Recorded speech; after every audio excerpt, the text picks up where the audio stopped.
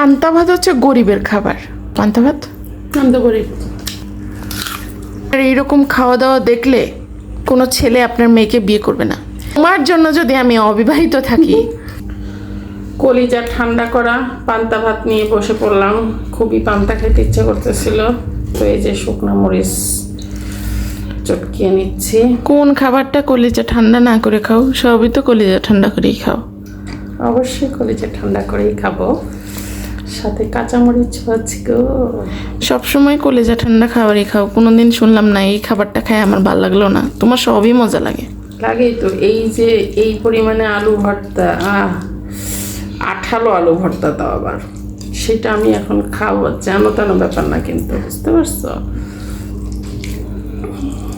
আমার তো জিভটা দিয়ে পানি আসছে।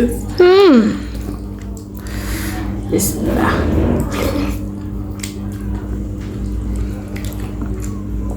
অমৃত।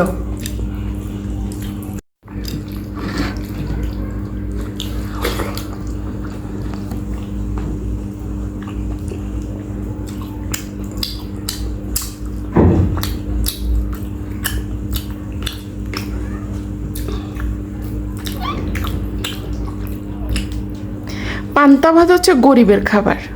তুমি কেন খাও পান্তা ভাত? আমি তো গরিব। ও হ্যাঁ, আমরা তো গরিব, সরি। গরিবস।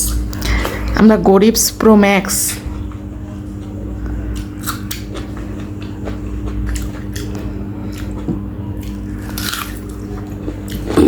গরিব বুঝি না, বড়লোকও বুঝি না।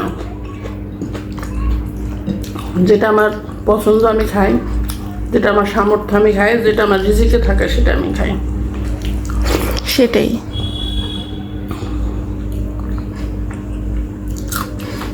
তুমি যে কাঁচা মরিচ খাও, তোমার মানে মুখ জ্বলে না? কাঁচামরিচ একটা টেস্ট। মুখ জ্বালার কিছু নেই।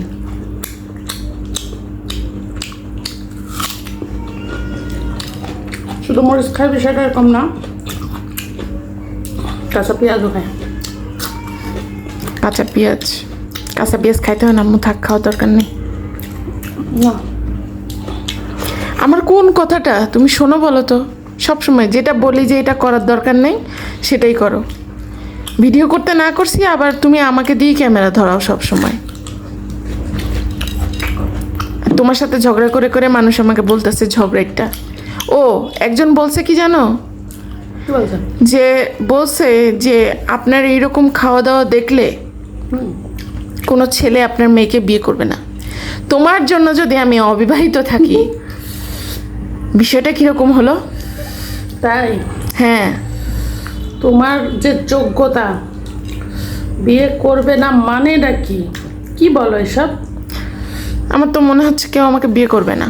তাই নাকি?